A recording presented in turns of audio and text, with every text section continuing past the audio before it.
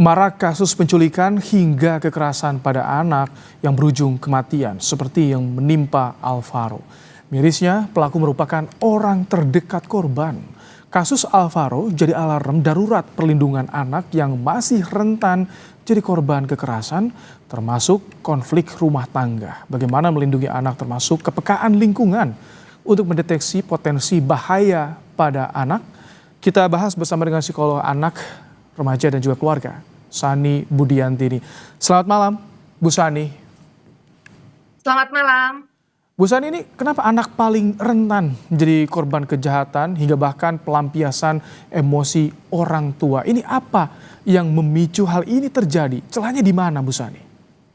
Iya, kekerasan dalam rumah tangga atau KDRT atau disebut dengan domestic violence itu memang biasanya terjadi ada di dalam keluarga, ya, di mana biasanya pelaku adalah ya di posisi tokoh otoritas, sementara objek atau target atau korban yang disasar adalah orang yang paling lemah golongannya. Misalnya saja anak atau asisten rumah tangga misalnya, atau posisi istri yang juga dianggap lemah begitu. Jadi biasanya memang justru anak itu menjadi sasaran dari posisi pelaku yang sifatnya otoriter, otoritasnya tinggi di dalam keluarga yang menjadikan anak itu menjadi korban pelampiasan kekerasan.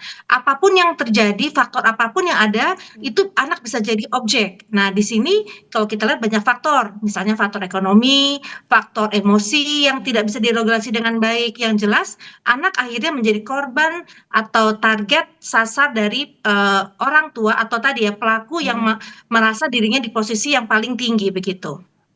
Edukasinya seperti apa sih sebagai orang tua ketika kita berkonflik atau ada konflik di keluarga agar jangan sampai melibatkan anak atau anak yang justru menjadi korbannya di sini? Iya, memang miris sekali ya, karena anak itu kan sebenarnya adalah perlu dilindungi. Mereka perlu tumbuh dengan kondisi situasi rumah yang kondusif, yang aman sebenarnya. Tapi ketika rumah tidak aman, apalagi pelaku itu adalah justru orang tuanya, ini membuat situasi menjadi complicated. Kenapa?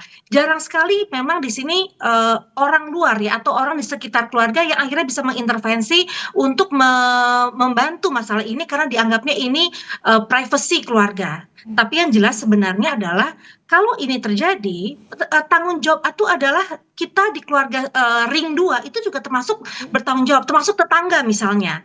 Tetangga yang melihat ada anak dipukulin, disakitin, itu wajib juga bisa melaporkan kepada petugas keamanan setempat begitu. Nah, di sini yang terkadang menurut saya kenapa akhirnya kasus ini menjadi sangat besar karena tidak ada bentuk pelaporan yang mungkin disosialisasikan gitu atau bentuk tadi rasa social responsibility yang kurang sehingga atau tadi mengatasnamakan privacy ya, oh saya nggak mau mencampuri, akhirnya anak yang mestinya dilindungi bahkan akhirnya tidak terlindungi lagi karena orang dewasa di sekitar tidak membantunya. Kalau misalkan tadi bordernya di privacy, ada limitnya nggak untuk lingkungan di ring kedua keluarga misalkan ayah, nenek, kakek?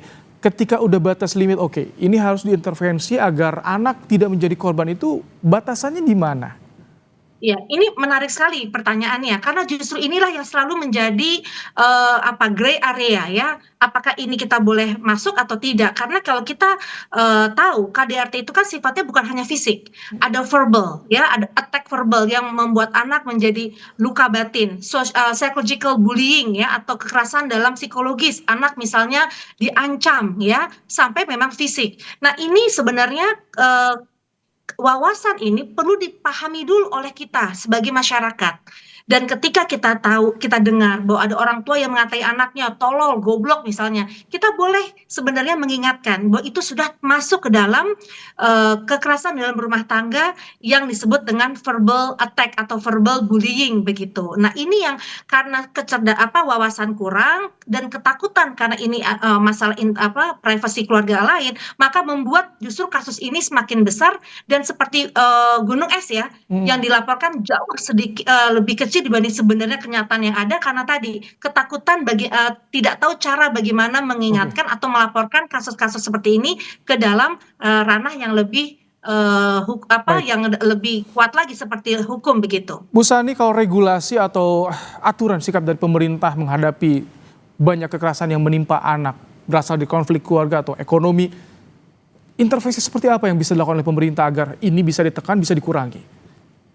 Ya sebenarnya pemerintah tuh kalau kemarin tadi aja saya ada, apa namanya, wawancara juga ya, ternyata pemerintah juga banyak sekali, melakukan, satu sistem ya untuk melindungi anak dan perempuan ya, ada Satgas segala macam. Tapi menurut saya sosialisasinya mungkin kurang sampai kepada lini, masyarakat atau keluarga terkecil. Kita nggak tahu, kita telepon ke siapa ya kalau ada kasus misalnya kekerasan dalam rumah tangga misalnya. Nah ini yang menjadi, masalah. Sebenarnya sistem sudah ada, satgas-satgas sudah dibentuk tapi tidak menyentuh kita di lini masyarakat. Baik. Apakah, pemerintah sekarang ini menunggu bola, menunggu laporan atau sebenarnya menjemput bola?